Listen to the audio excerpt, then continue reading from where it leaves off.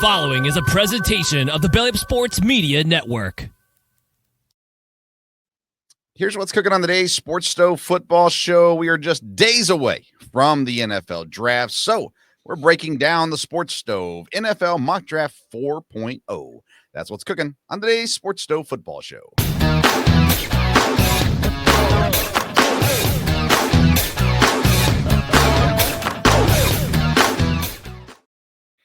Welcome into an all-new edition of the Sports Stove Football Show, presented by Righteous Felon Jerky. Join the flavor revolution at righteousfelon.com. Use the promo code STOVE15. That's STOVE15 to get 15% off your purchases.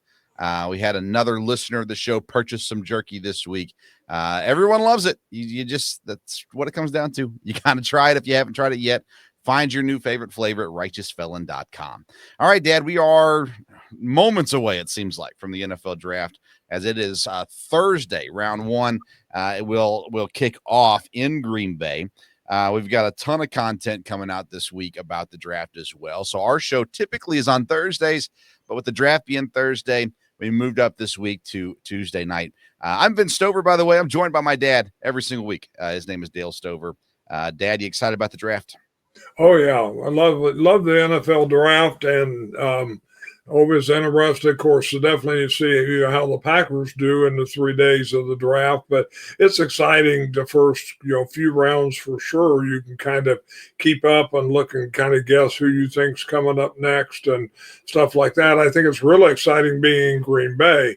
I've heard a lot there, of course, a lot of excitement there, and I think there's going to be a lot of history. There'll have a lot of old Packers and Packer stuff and interesting things involved with the draft also, that we'll enjoy, and I think everyone will, because there's a lot of history involved there. But yeah, this draft's going to be an exciting one.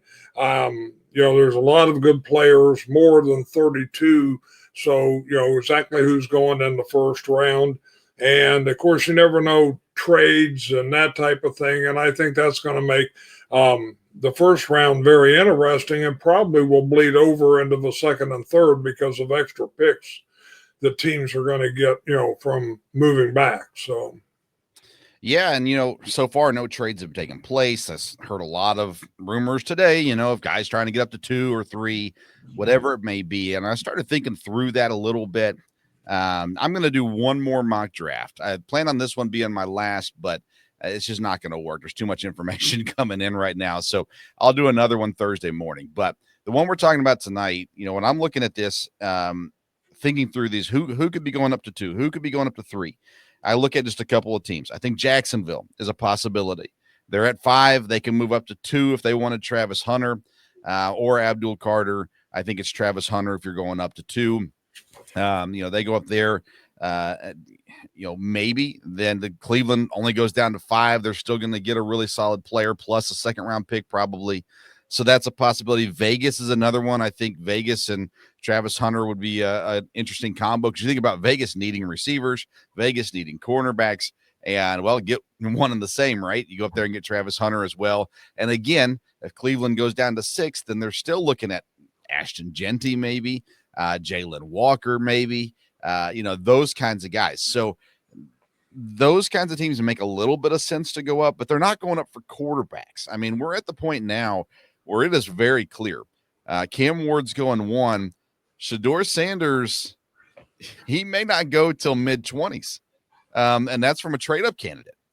I will be absolutely shocked if Shedeur Sanders gets drafted by Pittsburgh at 21. I don't think it's happening. I don't buy it. I don't buy what they're selling. But Sanders goes in the first round, it's a trade up more than likely. If Jackson Dart goes in the first round, it's a trade up more than likely. And I just don't know. I think we kind of going back to that Kenny Pickett year where people start to go, you know what? They're just not first round talents. So why draft them in the first round? I think Shedeur is still first round.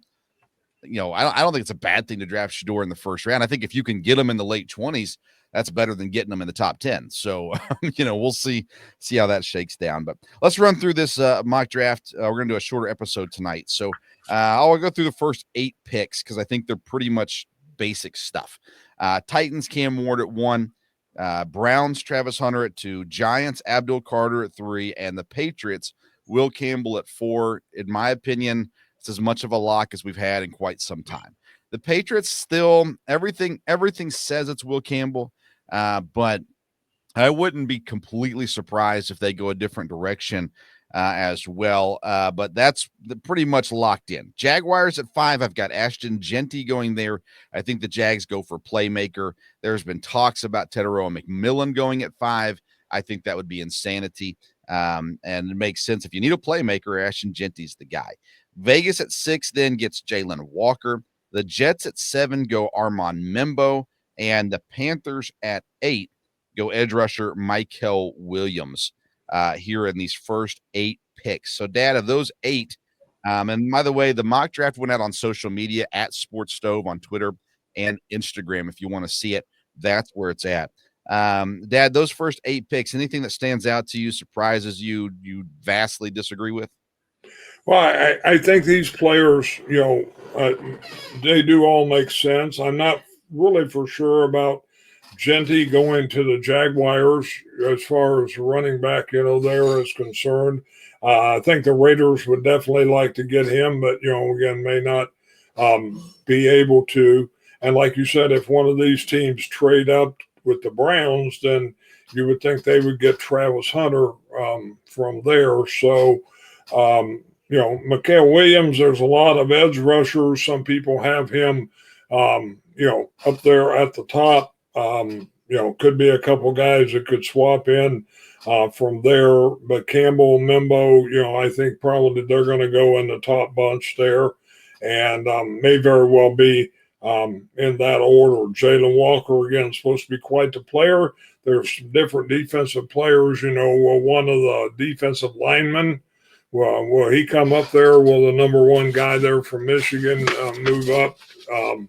They may not. So we will see. I think that's a pretty solid group, and I think that they would, all 8 of those would definitely help their team. The Panthers, we've talked about them before. They have lots of needs, so they, it's really be interesting to see, how they go there. Have you ever heard anything about them trading up at all? Trading up? No, I've heard about them trading down. Gotcha. Moving down some. I think they're a possibility. They're in love with Jalen Walker. So if they can move up to get Jalen Walker, they very well might. I think Jalen Walker, by the way, I don't think there's a big gap between him and Abdul Carter. I think they're very similar in style. I think they're very similar in production and what they'll be in the NFL. So I think Abdul Carter, I have him ahead of Jalen Walker, but I think they're pretty close in talent. And the Panthers are in love with him too. So maybe they move up a bit. Maybe Jacksonville moves down a bit. We talked about Mason Graham. You were bringing him up there, the D lineman. I got a couple players that slid in this mock draft, and it wasn't on purpose. It's just the way things were going. The Jets are interesting at 7. They need a right tackle, but they could also go Tyler Warren. They're supposedly love him. There's rumors going out there now that they're in the edge rushing market. So maybe they go Michael Williams. Maybe they go Shamar Stewart. Maybe they go somewhere like that as well. So it's a little bit up in the air, I think, once we get past 4. But, it is what it is. I wouldn't be surprised to see Warren come up in that bunch. But again, these are all good players. And when you talk about trading down, I think both the Browns and the Panthers would both benefit from more picks because they both have needs of restocking the shelf there. And so if they could really get a good deal, to me, that would make some sense for both those teams. Yeah, the teams that benefit the most for trading down this year are the teams that want quarterbacks. So the Browns trade down to get extra picks to move back up to get the quarterback they want. New Orleans would be the same way if they could move down and get some more picks to help them move back up to get a quarterback later on as well would be a possibility. Giants the same way. But I will be shocked if we have a trade in the top, I'll call it the top 7. I'll be shocked. But not to say it's impossible, and it could definitely happen. All right, let's keep it moving. Number 9, the New Orleans Saints. I got them going Shamar Stewart. I've had Shamar Stewart at different ranges in my mock drafts. Just style-wise, he fits in New Orleans really, really well. They've got a offensive-minded coach, so will they go offense instead? But Kellen Moore just comes over from Philadelphia, who had an incredible defense, and I think he understands the importance of that too. So I've got Shamar Stewart going down to the Saints. I got the Bears trading down, so I have the Colts coming up at 10 to go get Tyler Warren, tight end out of Penn State. Then at 11, I've got the Broncos trading all the way up to number 11 with San Francisco to go running back Omarion Hampton. This is not something I am dead set on for sure, but I feel like the Broncos want to go get somebody. They're going to go get them. And Omarion Hampton has been rumored to Dallas. I've never put him there. I don't think Dallas is going to go Omarion Hampton, but Denver might get scared. They like him a lot. They'll go up and get him. The other option, though, is Travion Henderson later in the first round. So, if I'm not sure that Denver will go up, but that's what I got in this one. Then I got the Cowboys at 12, Matthew Golden, receiver out of Texas. I've had Matthew Golden to Dallas, I think, in every mock draft I've done. It's just the fit. It just fits perfectly, and they need receivers. 13, Miami. I've got them going Jahdae Barron, the cornerback out of Texas. I've had Will Johnson. I still rank Will Johnson ahead of Jahdae Barron, but it just seems like he's got a lot of momentum right now. Jalen Ramsey is apparently out in Miami, and so they need cornerback help. I've got them taking Jahdae Barron. Then that brings up the Bears at 14, so they were at 10, traded with the Colts, and they get a steal at 14. Mason Graham, defensive tackle, Michigan.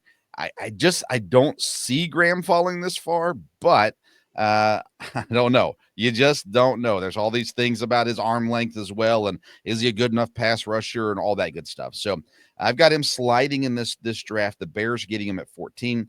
The Falcons at 15, James Pierce Jr. from Tennessee, and then 16, the Arizona Cardinals, Emeka Egbuka, who I just think it's a perfect fit, and I'm trying to will it into existence.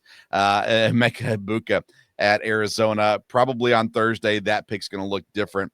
But that's the next set of 8 picks, Dad. I got, again, real quick, Saints, Shamar Stewart, Colts trading up with the Bears to get Tyler Warren, Denver trading up with San Francisco for Omarion Hampton, the Cowboys taking Matthew Golden, Miami taking Jahdae Barron, the Bears, who traded down with the Colts, get Mason Graham, James Pierce Jr. to the Falcons, and Emeka Egbuka to Arizona. Thoughts on those 8?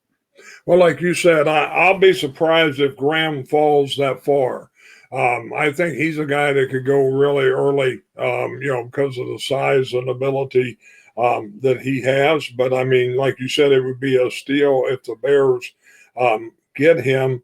Cowboys have a lot of needs, so I guess maybe they'll go wide receiver. I wonder if they won't go with one of the maybe a defensive back. Seems like that would be something that would really help them, whether it's a safety or a corner. But we will see. The Cardinals, why do you think they'll take Egbuka instead of T-Mac or one of the others? Honestly, if the board fell this way, I think they go Will Johnson, cornerback, over any receivers. Like I said, I'm just trying to will this into existence, because having Marvin Harrison Jr. and Emeka Egbuka, college teammates that dominated in college, now you give them together and pair them up in the pros, and it just makes that offense. They got Trey McBride, they've got James Conner. It just kind of completes that offense for Arizona. I have Emeka Egbuka as the best receiver in the draft. I think he's better than Golden. I think he's better than McMillan. And I know he didn't have as good a season this year statistically as he's had in the past. It doesn't, for me, erase what he's done. And I think he's the best one. So this one was not anything that I've heard, anything that I've read, anything like that. It's just something I'm trying to will into existence. Okay. All right, let's keep it moving then. 17 is Cincinnati. Mike Green, edge rusher out of Marshall. I think they'll take most likely an edge rusher as long as they're still on the board at that point. And I've got Mike Green here in this one. At 18, I got the Seahawks going Tyler Booker, the guard out of Alabama. A lot of people here have Gray Zabel at this spot. Could be. They need an interior lineman. And so either one of those guys, I've got Booker higher, so I put him here at 18. I've got Houston trading up at 19 with Tampa to get Kelvin Banks Jr., the tackle out of Texas. Everything that I have heard is Houston wants either Kelvin Banks or Tyler Booker. So I feel like if one of them gets drafted, Houston's going to try to make a move to get up to get the other one. They desperately need offensive line help. So I've got them trading up to 19 with Tampa for Kelvin Banks Jr. Then I've got San Francisco, who made the trade with the Broncos earlier, so they're on the clock at 20. I've got them taking Gray Zabel, the North Dakota State offensive lineman. They need a lot of offensive line help as well. I got Pittsburgh getting Will Johnson, the cornerback out of Michigan. This is just a Pittsburgh thing. It's a player who was top 10, top 5 on some people's boards coming into this process, is now sliding down because of his speed a little bit. And it's just like best player available, Pittsburgh falls, and boom, let's go grab him. So I got Pittsburgh going Will Johnson. And by the way, I do not think Pittsburgh drafts a quarterback in the first round. I don't know that they draft a quarterback in the second round either. I think Pittsburgh's kind of all in for this season. Aaron Rodgers is going to be the quarterback. They brought in DK Metcalf. I think they're going to make one big push this season. They'll worry about the future more next year. 22 is the Chargers. We got Colston Loveland falling to them. This would be crazy if it happens. And all my other mocks, I've had Loveland not making it past 14. There's so many good players on the same level. Some people like Loveland a lot. I've heard him going 10 to the Bears even. So if he makes it to 22, I will be surprised, but I've got him going here to the Chargers at 22. At 23, Green Bay getting Derek Harmon, the defensive lineman out of Oregon. Again, best player available at this point, I think, on the board as well. And then at 24, I got the Vikings taking safety, Nick Emenwari. I think Nick Emenwari is the best safety. The Vikings need safety help. They need a few things, but I just like the value for him here at 24. So, Dad, in that third set of 8 picks, what do you think about those? Well, I agree. I'll be surprised if McMillan lasts that long, and even if somebody goes up to get him or whatever. Mike Green, from what I've read, and you've kept up on a lot more, that's kind of an interesting one. He's everywhere from ranked real high to dropping down lower as far as edge rushers is concerned, or is he pretty much has his value raised quite a bit? Well, so he's got some off the field issues, some charges that were never, or accusations, I think is a better word for it. He addressed them at the Senior Bowl. His talent is there. I think Shamar Stewart, James Pierce, and Mike Green are all kind of right there in the same category. So it's going to be how teams feel about those guys as far as where they rank them, as where they're going to come off the board. But really what I think ultimately what we're looking at here is once we get to pick 17, the last of the legit top tier edge rushers are gone. So they're going to be gone by pick 17. You still have Donovan Ezeiruaku, but he's not quite on that same level as these guys either. So that's kind of my main point here, even more so than the right player to the right place. I think it's more positional where Atlanta's going to take one at 15, and then whichever one is still on the board at 17 is the one that Cincinnati takes. Yeah, well, like you said, it'll be interesting to see because there are so many good players. So some positions are going to slide, and you've got the wide receiver sliding down a little bit, the offensive lineman sliding down a little bit, the edge rushers going earlier, and that may very well be where it goes. We will see there. The Packers can use help on the defensive line. I think there's a good chance. I just got a feeling about they're going to go cornerback if that's the best guy there then, which may not be the case. And, we'll see about the wide receivers. Everything I hear is that McMillan was available to them. That would be a hard one to pass up. But like I said, I don't know that he's going to go there. So. Dad, first of all, you're an owner. You've seen the big board. You know exactly what they think. They're not taking a receiver in the first round. They're just not doing it. It doesn't matter who's there. They're not doing it. And I am frustrated that you don't understand that.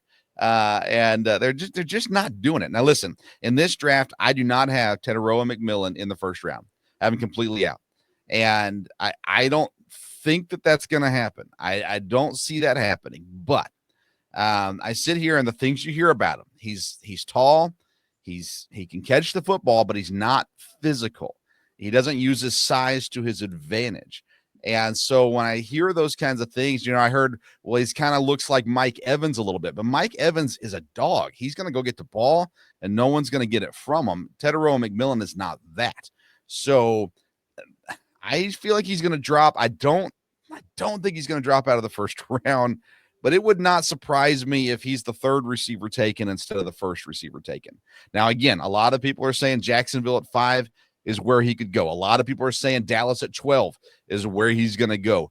I just don't think that's the direction it's going to happen. I could be wrong. I've been wrong before, but I just have him dropping. The Chargers make sense for him at 22, but ultimately Colson Loveland, he's got the tie with Jim Harbaugh, as Harbaugh was his college coach. He's a better talent, I think, as well. It's a greater need, in my opinion, as well. So, there's a lot of options here. But I mean, I would pert near bet the house the Packers aren't taking a receiver, even if T-Mac's sitting there at 24 or 23, as well.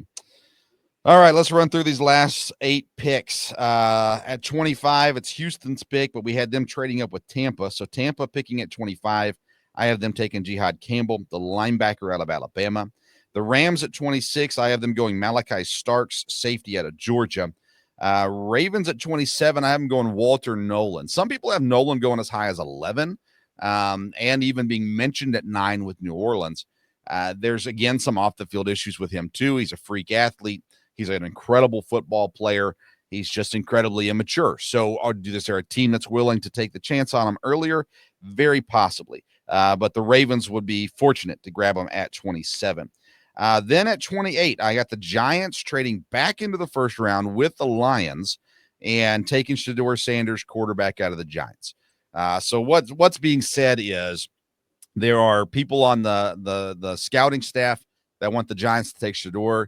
The coaching staff wants to go Abdul Carter. So what I'm figuring out is they're going to do a compromise. They're going to get them both, and they might have to go up higher to get them. I don't know, but ultimately, it doesn't make sense for someone to take Milroe in the first round. He's just not there talent-wise.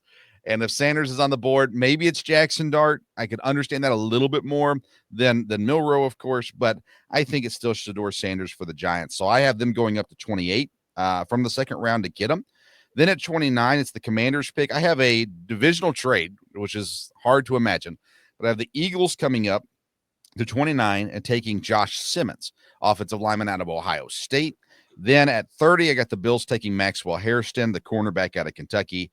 The Chiefs at 31 taking Ariante Ersuri, who is one of my favorite offensive line prospects in this draft. I like Josh Simmons a lot too, but I got the Chiefs taking. They need offensive line help.